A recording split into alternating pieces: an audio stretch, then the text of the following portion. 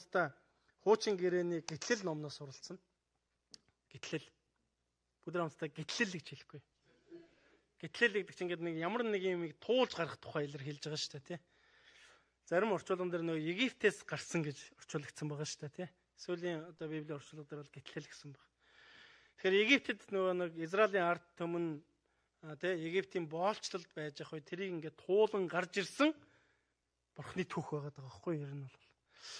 За энэ номын 3 дугаар бүлгийн 1-ээс 12 дугаар хэсгээс суралцсан. Тэгээ мэдээж энэ чухал хэсэг байгаа. Тэгээд хамтдаа энэ түүхтэр гарч байгаа. Би нэг уншихаасаа илүүгээр ингээд товчлоод явчихъя. Энэ одоо түүхтэр хэний тухай гарч байгаа гэхээр Мосе гэдэг удирдагчийн тухай гардаг. Мосе гэдэг хүний тухай. За удирдагч гэхээс илүү. Тэгээ энэ хүн яасан мөлий? Энэ хүний хувь тавилан ер нь бол гол дотор явж ирсэн шүү дээ. Ер нь те маш одоо бүрхэг эгзэгтэй ер нь хаашаач эргэж магадгүй тийм одоо нөхцөл байдал явж исэн хүнийг Бурхан сонгоод тэр хүнийг Египтийн тэ ордон дотор ханхүүн амьдруулсан байдаг. Тэгээд нэг өсөндөө Бурхан тэр хүнээр дамжуулан өөрийн ард түмэнд өөрийн гайхамшигыг хийхээр сонгон авсан байдаг гэсэн үг. Өнөөдөр ч гэсэн та Есүсийн сүмд сууж байгаа санамсаргүй юм ерөөсөө биш шүү багт. Яг бол Бурхан таныг сонгосон шүү. Бид өнөөдөр Есүсийн сүмд орж ирэх төлөвлөгөө байгаагүй. Бидний амьдралд. Яг энийг би олонтаа хэлдэг л дээ өнөөдөр дахиад хэлчих. Яг бол чухал үг учраас. Миний амьдралын төлөвлөгөө шал өөр байхгүй яг минийх бол. Миний амьдралын төлөвлөгөөний дотор хизээч Есүсийн сүм байхгүй байхгүй. Гэхдээ өнөөдөр бид нар сонин Есүсийн сүм дотор сууж байгаа. Таны амьдралын төлөвлөгөөнд байхгүй мөртлөө та яагаад өнөөдөр энд суучваа? Энийний цаана нэгэн том хүч байгаа шүү багт. Та итгэхээр бүү эргэлзээр. Таныг эргэлзүүлэх гэж маш олон зүйл ажиллаж байгаа. Та түүнийг бүү дагаарай. Бас бүү хүлээж аваар. Яалтчгүй Бурхан намайг одоо тэ энэ газар сонгосон, авчирсан гэдэгт та итгээрэй гэж эзний нэрээр ятгамаар байна. Тэг үргэлжлүүлээд яг тэрний тухай харах үзэх бол. Тийм яг ингээд Мосег сонгосон тэр Бурхан өнөөдөр биднийг сонгосон тэр Бурхан Мосег сонгосон багт. Мосе гэдэг энэ хүнийг. Тэгээ Мосе бол энэ дэлхий дээр ер нь 120 насалсан хүн баг. Энэ дэлхий дээр. Бодит хүн шүү дээ манайхаа.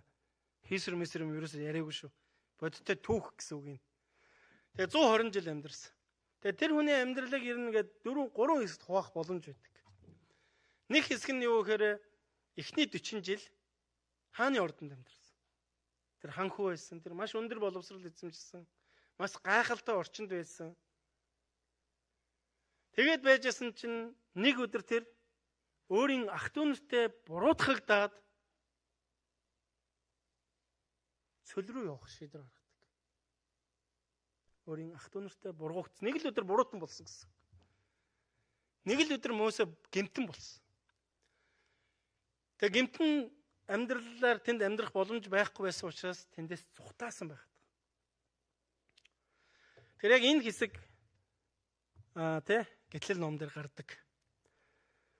Тэгээд тэр зүхтаагаад цөлд очсон. Цөлд очиод тэнд гэр бүлтэй болоод, эхнэртэй болоод, гэр бүлтэй болоод дахиад 40 жил тэр цөлд амьдарсан багт. Эхний 40 жил хаана амьдарсан бilé? Хааны ордонд. Хааны ордон жаргалтай юу? Ямар бол ер нь та нар бид нар амьдарч үзээг болохоор сайн мэдэхгүй байна те. Гэхдээ ямар ч байсан ингээд хангалуун амьдрах бах тийм үү? Ямар ч байсан энэ дэлхийн хүмүүсийн тэр хүсэж мөрөөдөж байгаа бүх зүйл бэлэн байгаа бах. Тийм үү? Энэ дэлхий дээр бид нар чиг олон зүйл хүсэж мөрөөдөж байгаа шүү дээ. Гэхдээ ер нь жоохон хүсэж мөрөөдөд бүтлгөө болоод ирэхээр за өмнөхөө хийгээл амьдарч яа доо гэл ингээд. Яг үнэнтэй тулгардаг шүү дээ ер нь бол те. Тэгтэл бид нар хөгжиж дэвшиж явж байгаа. Өнөөдрийн хүртэл нэг өсөндөө Бурхан биднэрт энэ боломжийг олгосоор байна. Яг тэгвэл бид нар амьд байгаа учраас. Түрүү хэлсэн шүү дээ, Библиэд хүний насыг хүн хэд амьдрах вэ гэдгийг Бурхан л мэднэ. Та мэдэхгүй, бидний ээж аав мэдэхгүй, эсвэл манай улсын ерөнхийлөгч мэдэхгүй, эсвэл сайн одоо эрдэм мэдлэгтэй хүмүүс ч мэдэхгүй. Хэн мэдгүй гэхээр бурхан л мэднэ хат. Тийм учраас би танд нэг зүйлийг ятгахмаар байна. Та бурханд итгэж амьдраач. Таны итгэл найдвар бурхан байгаас. Та бурхан гэхээр битгий шашин гэж бодороо. Тэр бол бүтээгч шүү. Тэр яг үннийг хүний амьдралд илчилдэг нэгэн бохгүй. Тэр яг үнэн дундуур биднэр туулан гарахад хүчийг өгдөг нэгэн бохгүй. Тэр бидний амьдралд маш бодитоогоор ажилдаг оршихуй байхгүй яах вэ? Яг бол биднэрт мэдрэгдэж болох нь л оршихуй байсан бохгүй. Ойлгогдож болох нь. Тэрнээс магадгүй ил мэл гараад ирсэн бол бид нар шууд үхэн. Библийн хэлж байгаагаар бол шууд үхэн гэж байгаа байхгүй. Яг бол та нар гэмтэй учраас бурхныг харах боломж байхгүй гэж хэлсэн байна. За ингээд хааны ордонд амьдарч байсан Мойсе маань цөлд нэг л өдөр буруутан болол цөвл рүү явсан. Маш их хүсэл мөрөөдөлтэй байсан байж таараа тийм үү? Түүний амьдралыг харах юм бол тэр нутгийн ах トゥ нартай туслах гэж явж байгаа буруутан болцсон шүү дээ. Ер нь бол. Тэгэхээр мэдээж түүний дотор маш их хүсэл мөрөөдөл байсан байж таараа. Тэгж харж болохоор байгаа. Тэр таны амьдралд тэр их хүсэл мөрөөдөл байдаг вэ? Хүсэл мөрөөдлөө биелүүлэх гэдэг хэрэг нэг юмтай ингээд тулгараад байна уу? Тэг ингээд нэг юм бэрхшээлтэй ч юм уу за мэдхгүй ямар ч байсан ингээд надад тохирсон л нэг юм байгаад байгаа шүү юм ер нь. Тэгээд яасан бэ гэхээр Мойсе яг энэ зүйлээсээ болоод буруутгагдсан. Тэгээд тэр буруутглаасаа болоод ер нь бол цөл рүү явсан байдаг. Тэгээд цөлд тэр 40 жил амьдэрсэн. Та өөрийн амьдралын 40 жилгээ боддоо. Би одоо ер нь нэг 40 хүрж байгаа л да. Тэгээ ингээд бодсон чи ерөөс миний би ч бас хөөхөн өөрийгөө юм үздсэн гэж бодоод байгаа байхгүй юу? Тэгсэн чи энэ 40 жил гэдэг чи бас урт хугацаа юм аа. Тэ 40 жил шүү дээ. Тэгээ хааны ордонд 40 жил амьдарсан Мойсе дахиад цөлд ирээд 40 жил амьдарсан. Одоо 80 хүрж байгаа Мойсе. Тэр үний дотор юу бодогдож ирсэн бол магадгүй. Тэгээ ер нь ингээд харахаар Мойсе яг тэнд үнэхээр л зүгээр л бүх хүсэл мөрөөдлөө орхиод амьдарч байсан баг. Зүгээр л өдөр тутмын амьдралаар хонь хариулаад тэгэл хоньоо услаад тэгэл яг л нэг хүний амьдралд байдаг өдөр тутмынхаа зүйлийг хийгээл ингээл амьдарч байсан. Яг үүндээ нөгөө тэ хааны ордонд суралцсан бурхнаар дуудагдсан дуу хоолой молоо бүх зүйл яг үүндээ орхигдсан байсан үе ихгүй. Танд тэгж бодогдож байна 40 жил. Бид чинь энэ дээрээ нэг 10 жил болохоор Монголоо мартах гэдэг шүү дээ ер нь бол. Тийм шүү дээ та тэгж бодохгүй нөө. Ер нь бол Монгол орчноо бол аль эзэн мартсан баг шүү. Наанаа л яриад байгаа болохоос шүү дээ. Тэгээ бид нар ч очихаар чинь заримдаа ингээм амьдрч чадахгүй байгаа шүү дээ. Нийцгүй юмуд маш их тий зам тээврээс ахуулаад бусдад харилцаанаас ахуулаад за тэгэл цаашаа эргүүлээл нөгөө төрийн байгууллага руу оруулалт хийл за мэдхгүй. Зөндөөл юм болох бах ер нь бол. Гэтэл энд бол ер нь бол юм хөөцөлтүүл тэгэл яг хөөцөлдсөн шиг хөөцөлтөл болдог шүү дээ ер нь бол тий. Энийг өсөндөө бид нэг жоохон мартаж эхэлсэн. Цөөхөн бид магадгүй 3 жил, 5 жил, 10 жил, 20 жил амьдарч байгаа байх энд.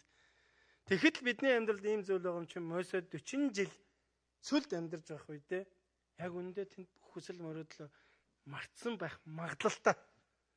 Энэ баг мартсан дөө. Тэгэл өдөр тутмынхаа амьдралаар амьдарч байсан байх. За ингээд явж явах үед нэгэн гайхалтай зүйл болсон. Тэр юу гэж? Тэр бурхантай уулзсан. Би Египтээс гарсан номын 3 дугаар бүлгийн 1-5-д уншиж өгье. Мойсе хадам эцэг Мидианы тахилч Йотрогийнхаа хонин сүргийг хариулж байваа. Тэрээр сүргийг цөлийн араар тууж бурхны уул хоревд хүрчээ. Эзний тэнгэр элч өргөст бутан дундаас галын дөлөн дунд түүнд үзэгдэв. Харагтун бутанд гал дүрлзэж байсан боловч бут шатахгүй байгааг Мойсе харлаа. Тэгээд Мойсе бут яагаад шатахгүй байгаа? Энэ гайхамшигт үзэгдлийг очиж харъя байз гэлээ. За яасан? Нөгөө өдөр тутмын амьдрал нь хонь хариулдаг байсан. Тэгэл магадгүй те хорой буулын тэрүүгээр яваал те тэнд очиод хоноо хүргээл ингээл энэ амьдралаар магадгүй 40 жил амьдарсан байх. Мойсе. Тэгэд энэ хорой гэд эзний уулгаа энийг Библиэлд юу хэлсэн бэхээр энэ бурхны уул гэж хэлсэн баг. Яг энэ уулын яг монгол орчуулга нь юу гэж байгаа юм гэхээр эмтэрч эмтэрч гэмтсэн мөн цөл газар гэдэг утгатай үг явж байгаа. Та одоо бурхны уул. Тэгсэн мөртлөө утга нь юу байсан мэхээр яг монголоор орчуулах юм бол эмтэрч гэмтэрсэн. Тэгээд цөл газар гэдэг юм утгатай үг байна. Тэгээ энэ газрыг юу гэж нэрлсэн бэ гэхээр энэ бол бурхны уул юм а гэж нэрлсэн байна Библиэлд. Тэгээ Мосе өдөр болгон тэнд очиж байсан. 40 жил тэр яг замаар ингэ явсан. Тэгж явж байгаа тэнд юу харсан бэ гэхээр зүгээр л нэг өдөр бүр харддаг байсан нэг бутнаас гал гарч байгааг харсан байна. Гал гарч байгааг харсан. Тэгээд өргөжлүүлэн 4-р хэсэгдэр юу хэлж байгаа вэ? Тэрээр харахаар эргэснийг эзэн үдсэн агаад бутан дундаас түүнийг бурхан дуудана. Мосе гэсэнд тэрээр би энд байна гэлээ. Нэг өсөндөө өдөр тутмынхаа амьдрал, өдөр тутмын энгийн амьдрал донд амьдарч байх үед тэнд Мосед юу болсон бэ гэхээр бурхны дуудлага ирсэн юм ах түнэр. Өнөөдөр эзний үг юу гэж хэлэх гэж байна гэхээр ах түнрээ бурхан таныг дуудсан шүү. Өөр ямар ч гарцсан байхгүй. Та өнөөдөр сүмд ирж сууж л байгаа бол таны амьдралд бурхан дуудлагыг өгсөн гэсэн. Би нэг саяхан нэг ном уншиж байсан. Тэгээ дахиад бас нэг юм номлол сонсоо байж байсан чи тэн дээр нэг тийм зүйл ярьж байсан. Бурхан ирчүүдийг дуудаад ирчүүд хөдлөхгүй бол эмгтээчүүдийг дууддаг. Эмгтээчүүдийг дуудаад эмгтээчүүд хөдлөхгүй бол хүүхдүүдийг дууддаг. Нэг өсөндөө эзэн өөрийн дуудлага дотроо дуудаад хийнэ л гэсэн бол хийх ажлаа хийдгээ гэсэн. Магадгүй та тэрэнд оролцохгүй байж магадгүй. Тэгвэл хамгийн түрүүнд танд илчилсэн бол дуулууртай байх тухай. Дуудлагыг хүлээж авах тухай эзнийг биднийг ятгах байгаа юм ах түнэр. Би 2005 онд анх Солонгост ирж байсан. Тэгээ яг ирсэн өдрөөс Христийн сүмд явсан байт. Ирсэн өдрөөс. Тэгээ намайг Христийн сүмд орж ирэхэд анх байсан хүмүүс бол одоо манай урнаа пастор маань байж байна. Манай сансармаа эгч маань байна. Одоо мэдж байгаагаас. За тэгээ инх болдох нараагч хоёр маань байсан. За уянгаа ураг байсан баха. Би санаж байна. Тэгээ тэр өдрөөс эхэлж миний амьдралд их олон өөрчлөлт бий болсон. Яг үндэ би ингээд маш их ичимхий, маш их одоо юу гэдэг нь те бүрэг тийм залуу байсан. Харин би Христийн сүмч болгонд ирснээрээ амьдралд минь Бурхны дуудлагыг хүлээж авч тэр дуудлагаар дамжуулж оронгоороо өөдлсөн юм а. Оронгоороо иргсэн. Уруудаг өөдлсөн шүү заяа. Тэр та дэрэгдэхэндээ хэлэхгүй Бурхан таныг дуудах үед таны амьдрал оронгоор өөрчлөгддөг юм а гэж хэлэхгүй. Юу вэ? Бидний бодол санаа. Бидний ертөнцийг харах өнцөг олон зүйл өөрчлөгддөг. Тэгээд би Бурханаас тэр дуудлагыг хүлээж авсан. Юу? Түүнд итгэх итгэлийг. Тэгээд бид нэр эндээс харах юм бол Мосег Бурхан дуудсан. Мосе Бурханыг хайж очиагүй байхгүй. Харин Бурхан Мосег олсон байхгүй. Бурхан Мосег сонгосон. Яг үүнтэй адилхан Бурханыг бид нэр олсон биш. Бурхан таныг сонгосон байхгүй. Бурханы нэгүсэл бидний дээр байгаа учраас бидний нүд нээгдэж байгаа. Бурханы нэгүсэл бидний дээр байгаа учраас бидний зүрх нээгдэж байгаа. Хэрвээ тийм бисмэс бол бид нар маш бардам байхгүй юу? Маш их бардам. Тэгээ хүн бардам байхаараа яадаг вэ гэхээр Бурханыг олж харж чаддаггүй. Хүн бардам байхаараа яадаг вэ гэхээр нүд хаагддаг. Харин хүн даруусах үед тэнд яадаг гэж би хинч биш юм байна гэдгийг олж мэддэг. Хүн даруусах үед надад тусламж хэрэгтэй юм байна гэдгийг хүлээн зөвшөөрдөг. Хүн даруусах үед Бурхныг олж харах ерөөл бий болдог байхгүй юу? Библи ерөөсөө тэгж биднэрт зааж байгаа. Тэгээ яасан бэ гэхээр энд нөгөө Мосе хааны ордонд байсан нөгөө бардам хүн маань Сүлд ирээд магадгүй яг бодит амьдрал дээр хэн нэгэн болсон баг. Тэгээ за. Ер нь тийм миний хийх юм чи ер нь юу аах вэ дээ? Ёо би ч одоо шаалд юм одоо өндөр боловсрал эзэмшиж дээ. Тий сааны ордон бахта сайхан байж дээ гэж магадгүй дурсаж амьдарч ирсэн баг. Тэгээд нэг өсөндөө Мосегийн бүх хүсэл мөрөөдөл унтарсан байсан. Харин одоо энд яасан бэ гэхээр эзэн Мосег дуудсан. Тэгэхээр ах тунараа Бурхан хүн төрлөختнийг Бурхан таныг дууддаг юм шүү. Таны амьдралд Бурханы дуудлага байна уу? Миний амьдралд Бурханы дуудлага байгаа. Тийм учраас би өнөөдөр энэ газар зогсох болсон. Гэхдээ энэ замаар явхад тийм амар бол байхгүй байгаа. Заримдаа шантрах үе байна. Заримдаа өөрийгөө голох үе байна. Заримдаа ингээд өөрөөрөө бахархах үе ч байна. Олон ийм нөө зүрхний цохилтыг ингээд харахаар ингээд нэг ийм л юм харагддаг шүү дээ нөө аппаратн дээр. Тэрэн шиг тийм амьдралаар өдөрдөж байгааг харж байгаа. Гэхдээ Бурхан намайг дуудсан. Тэгэхээр таны амьдралд ч гэсэн Бурханд дуудагдсан дуудлага гэж байгаа шүү гэж эзний нэрээр ятгахмаар байна хтан. Би таныг айлгаж байгаа юм биш шүү. Бурхан таныг дуудаад та хөдлөхгүй бол Бурхан дараагийн хүнийг дуудана. Бурхан таны дотор өгсөн тэр дуудлагыг хэн нэгний дотор бас л өгнө. Яг л Бурхан тэрийг хийнэ л гэж шийдсэн байгаа бол хийдэг л Бурхан. Амен. Энэ бол Бурханы өөрийнх нь араншин байгаад байна хтан. Тэгэхээр өнөөдөр Галил чуулган гэсэн Бурханд дуудлага дотор ашиглагдсан нэгэн байгаасаа гэж эзний нэрээр тунхагламаар байна хтан. Магадгүй таны нэг л амьдрал дотор эзэн ажиллах болно. Мэдээж бид нар онцгой хөтөлбөр, онцгой одоо юу гэдгийг үйл ажиллагаа, магадгүй сэргэлтийн цуглаан олон ийм үйл ажиллагаануудаар дамжуулан эзэнтэй уулзаж түүнээс дуудлага авах боломж байдаг боловч яг энэ мөчөөс харах юм бол эзэн өдөр тутмын минь амьдрал дээр ч гэсэн ажилдаг Бурхан юм аа. Түүнд боломжгүй зүйл гэж байхгүй. Энд яасан бilé? Гал ас. Бидний амьдралд Бурханы гал асах үед нурж эмтэрсэн бүх зүйл босох болно. Энд яг Мөсөд тийм л юм болсон. Гал ас. Харин Мөсө тэр галыг гайхамшиг байна гэж олж харж чадсан юм аа. Энэ өргөст бот гэж байгаа. Тэг өргөст бос бол энэ ер нь жоохон тийм цөлөрхөх газар шүү дээ, тий. Тэг ер нь хаа сайгүй л байдаг. Яг үнэндээ энэ өргөст бот бол юунд ширгэлж болдгоо зүйл байгаа даа. Галж төлж болохгүй, дулаацуулж болохгүй, ямар ч хэрэггүй зүйл байгаа даа. Гэхдээ өнөөдөр бидэнд өгдөж байгаа эзний үгнээс харах юм бол энд эзний гал асаж тэр газар Мөсөд харагдсан байна. Нэгсэндээ Мөсегийн амьдралд боломжийг бий болгож өгсөн. Тэнд сэргэлтийг өгсөн.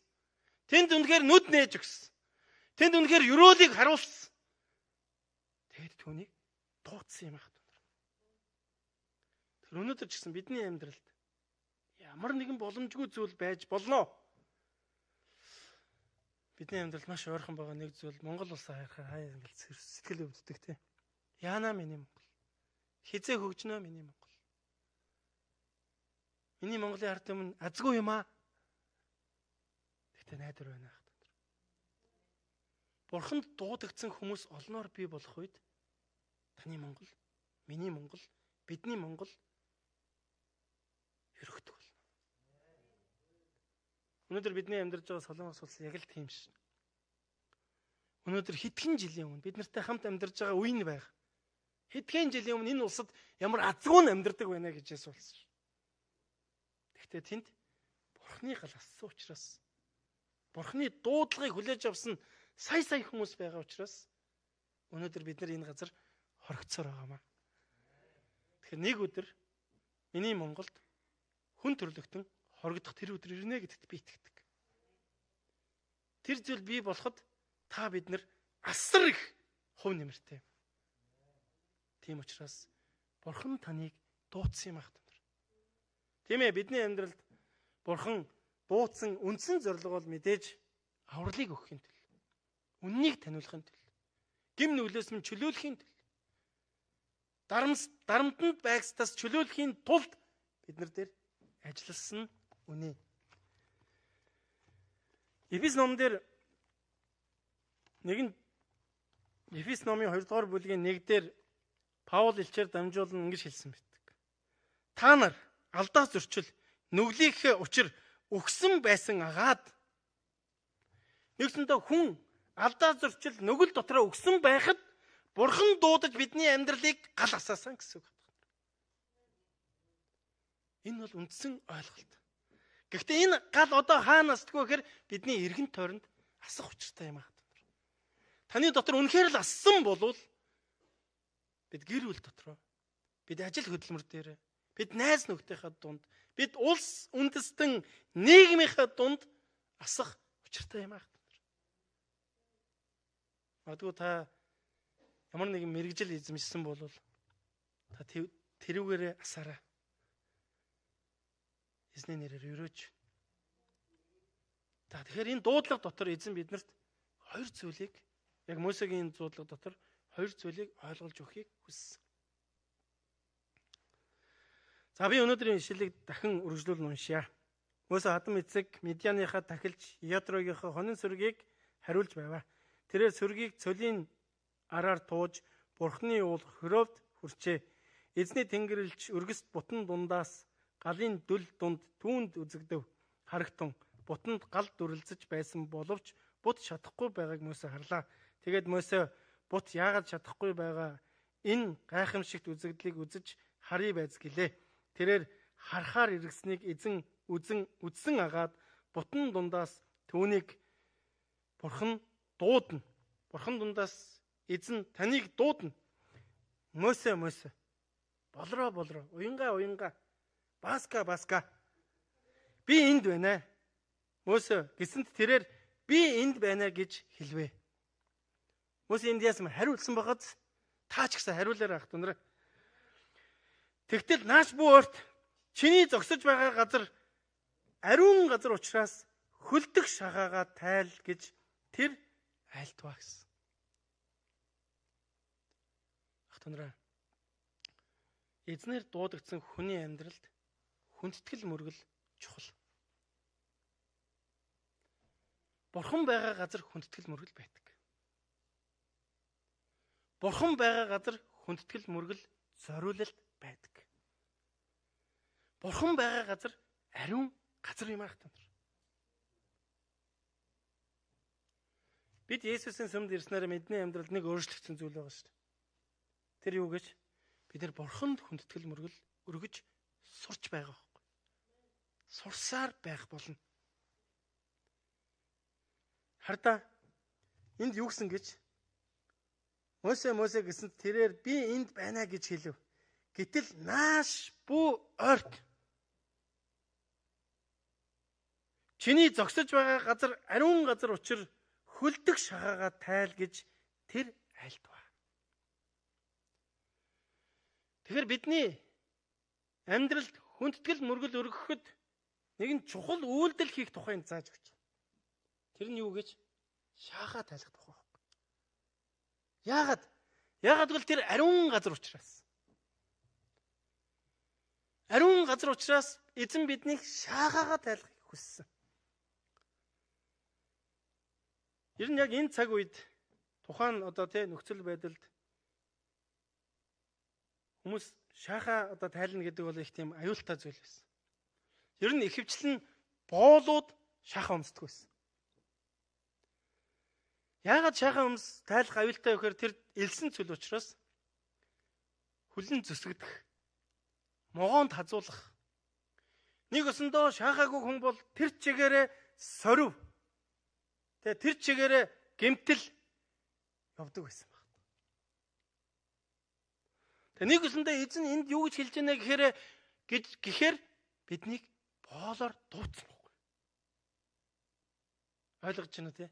Боол ихэр жоохон онцгой байна уу юу? Нэг өсөндөө надад бүх зүйл байгаа, надад итгэх гэсэн байхгүй. Нэг өсөндөө бүх зүйлээ хоослоод одоо надаар дүүрээч гэсэн бохоггүй. Нэг өсөндөө Мөсө одоо энд яагаад түүнийг харсан гэж тэр өнөөдөр хинч биш болсон байсан. Өмнө өөрт байснараа бардамдаг байсан бол одоо зүгээр л түүнд байгаа нь хонь таяг хоёр л байсан бохоггүй. Тэгэл тэр өдөр тутмынхаа амьдралд хэрэглэгддэг юм тэр. Өөр бусад юм бүгднийг мартсан. Орхисон. Харин одоо энд тэр эзнээс тусламжийг гуух сэтгэлтэй болсон гэсэн. Тэгэхээр ах түнраа одоо эндээс бид нэг зүйлийг ойлгох хэрэгтэй. Таныг сурсан мэдсэн зүйлээ хаяараа гэж юусаа хэлээгүй.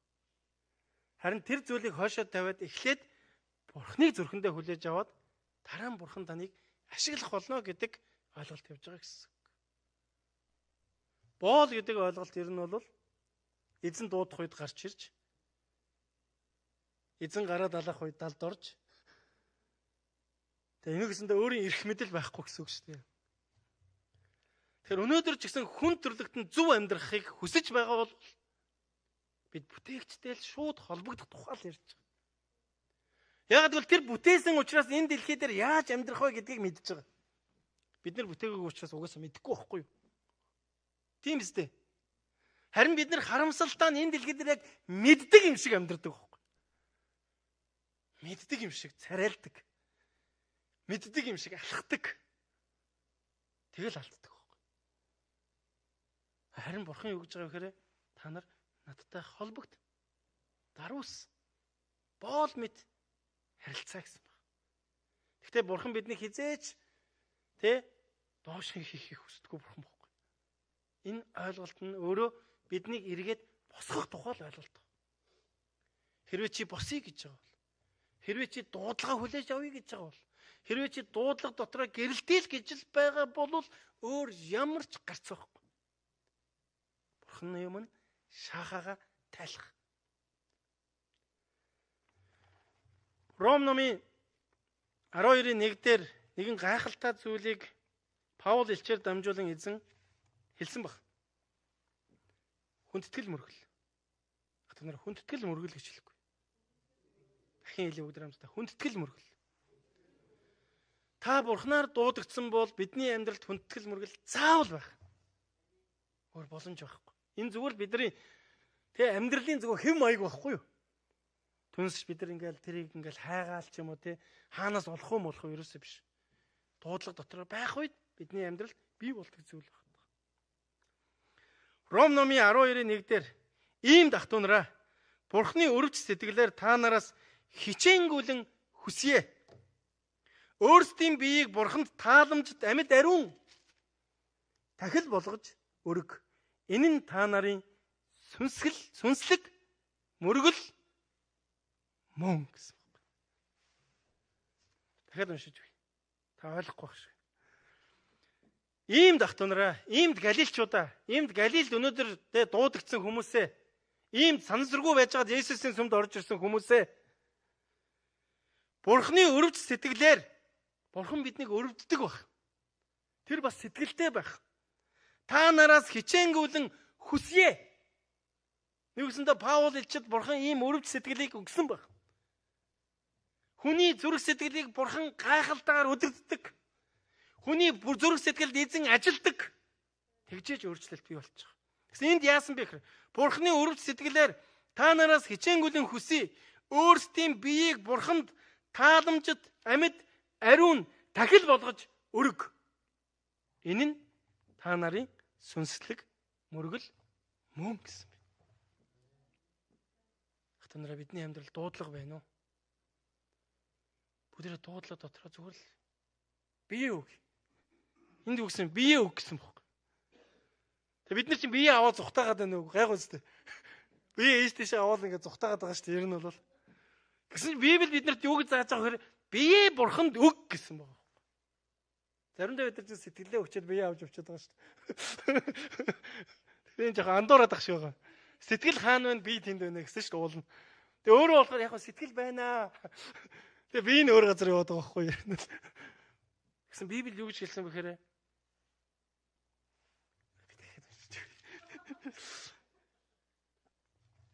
Юу гэж хэлсэн бэ гэхээр за төвчээртэй хүлээж агараа.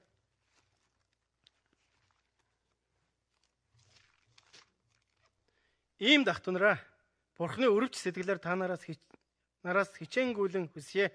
Өөрсдийн биеийг Бурханд тааламжит амьд ариун тахил болгож өрг. Энэ нь та нарын сүнслэг мөргөл мөн. Үргэлжлүүлээд энэ үеийн явдалд нийцэлгүй харин оюун санааныхаа шинтгэлээр өөрчлөгдөж байгтун. Тэгвэл Бурхны сайн тааламжид төгс төгөлдөр таалал юу болохыг таних болно гэсэн. Өөрсдийн биеийг Бурханд өгөх үед хүндэтгэл мөргөл өргөх үед одоо бидний оюун санаа жинхэнэ үннийг таньж мэдэх тухай ярьж байна хатан. Ямар гайхалтай вэ? Тийм учраас бидний амьдрал Бурхнаар өөрчлөгддөг. Есүсийн сүм дээрээ амьдрал нь өөрчлөгдөж байгаа олон гэрчлэл байна бидний амьдралд. Гэтэ яах вэ? Бид нар хүн учраас алдаж онж байгаа зүйлүүд бас байна. Тэг бүгд тэрийг хойшоо тавьчих идэх үү? Тэр биднэрт ерөөс хамаагүй байхгүй юу? Биднэрт юу хамаатай гэж тэр өөрчлөгдөж байгаа зүрхэл хамаатай байхгүй. Тэртээ тэргөө бид нар өөрсдөө алдаж ондог хүмүүс байхгүй юу? Тэг би өөрөө алдаж онжиж бас нэгэн хүний алдаж онж байгаа зүйлийг авч яах юм бэ? Тийм биз дээ. Тэрний оронд өөрчлөгдөж байгаа зүрхийг аваад би өөрөө өөрчлөгдмөр байна шүү дээ. Бурхан биднээс энийг л хүсэж байгаа. Өөр тийм эд шидийн бурхан. Бид нар Бурханаас эд шидийг хүсэх юм бол та Бурханыг олохгүй. Бид Бурханаас үнэхээр гайхамшигыг хүсэх юм бол стонер Бурхан үнэхээр нэг үсэх юм бол авч магадгүй. Түүнээс бид нар цаг хугацаа алдна. Тийм учраас өнөөдрөөс дуудлага дотроо зогсцгоо яах вэ? Тэгэхээр дуудлага дотор бидний нэгдэх зүйл юу байсан бэхээр хүндэтгэл мөргөлөө. Хоёр дахь зүйл нь юу гэхээр энэ зүйлээ бусдад хуваалцах тухай.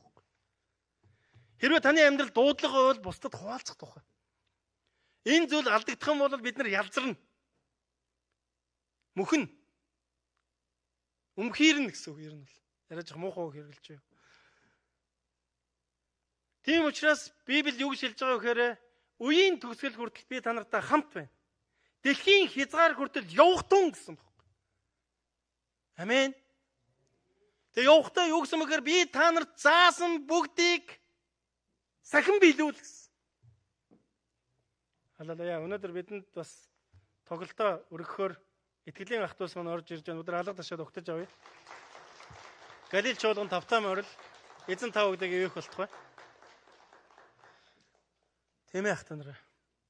Тэгэхээр Мосег дуудсан бурхан өнөөдөр ч бидний амьдралд гал асааж байгаа шүү. Тэр гал өнөөдөр таны амьдралд гайхалтай хүндэтгэл мөргөл болон өөрчлөлт болдог. Хүндэтгэл мөргөлөөс бидний амьдралд бусад нөлөөлөл бий болоосоо гэж эзний нэрээр ятгах байна. Хамтдаа залбирцгаая.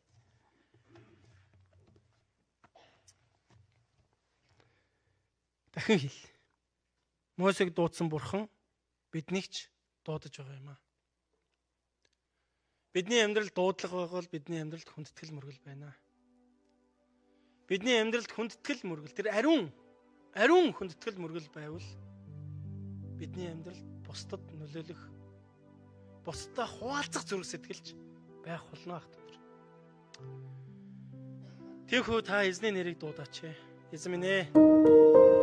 Ариун сүнсээ Есүс минь. Энэ газар та ирээч. Бас ирсэн байгаад баярлалаа.